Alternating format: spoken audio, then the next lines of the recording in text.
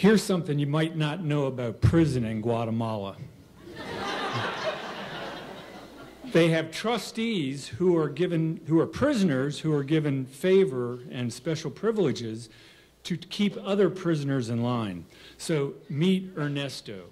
Ernesto had a scar across where one of his eyes should have been, a pockmarked face, and he had a short leather whip that he kept popping on the ground. Pop, pop, pop. Hey, gringo! Shoe shine, $5 American. Pop, pop. Okay, I'm going to back the story up 2 months before this. My friend Paco gave me a call. I was living in Louisiana. I had just finished teaching in a poverty program. I was 23 years old, and I didn't have anything to do, and he called me up and says, hey, Cotter, you want to take a road trip? And I said, sure, where are we going? He says, Guatemala.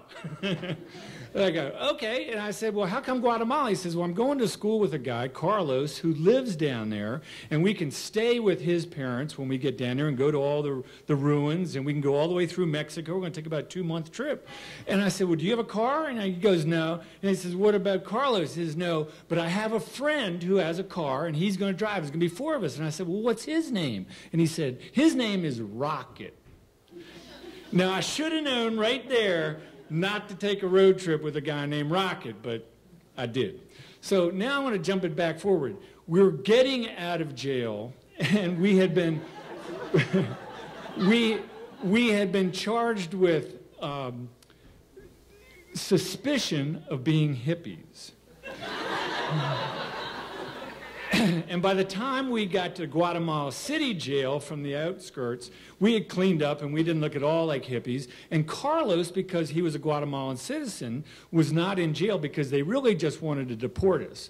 And they said, well, it'd be easier just let him go than to deport him, so let's let us go. So we get out of prison, it's like, oh my God, I never want to go back there, I never want to go back there. And we left and we got out and Carlos is out there waiting in the car for us. Let's go to my parents' house, let's cut this loose. And we go, okay, let me drive though, Carlos says, because I know Guatemala City. And we're going, okay, great. So he starts driving, he says, hey, while you guys were in there, I went and visited some of my friends, and look what I got.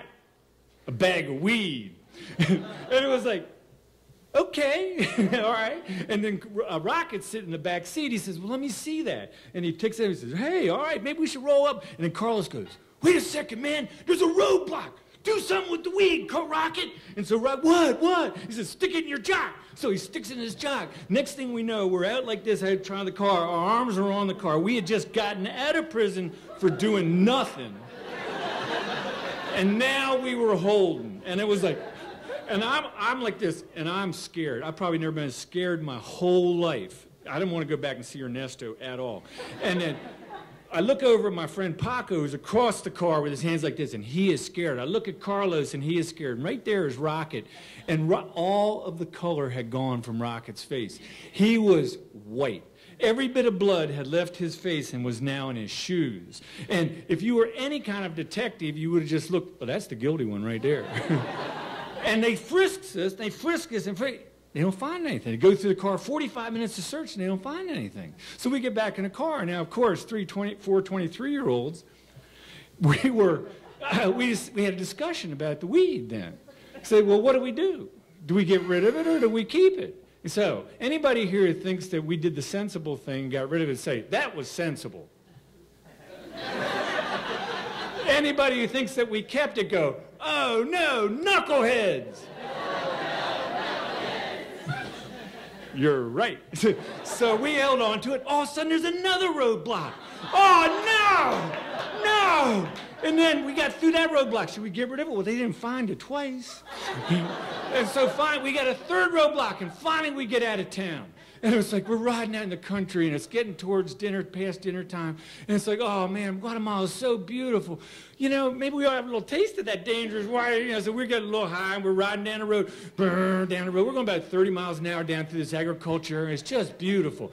And I don't know if you know this, but down in Latin America, if you, like, were to hit a chicken, you know, you would have to pay for the chicken, but you'd also have to pay for the eggs the chicken would have had. And then you got to pay for the chicks that would have come from the eggs. And then you got to, you know, on and on.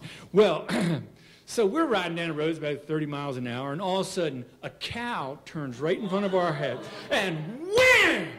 We hit the cow. The cow goes down, and we're like, oh no! And we get out, we look, and back behind us on the roof of a farmhouse, there's a farmer who's been working on his roof, and he starts climbing down the ladder. And we go, oh no! And then, and I truly believe this because of my Irish Catholic mother's prayers, a miracle happened.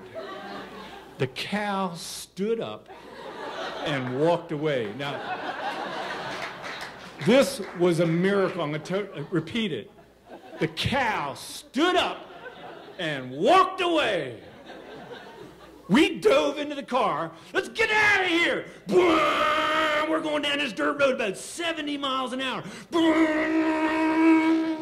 We're about 4 miles down the road, and all of a sudden he says, look out, man, it's a dead end.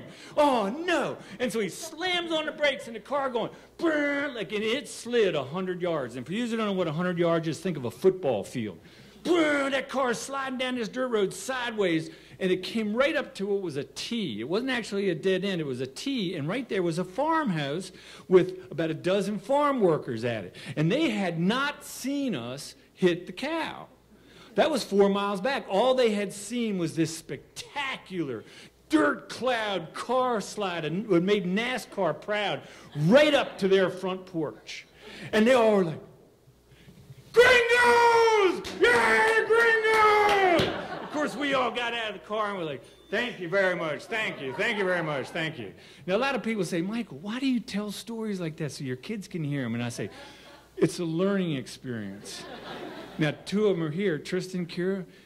If anybody named Rocket asks you to go on a road trip, pass. Thank you.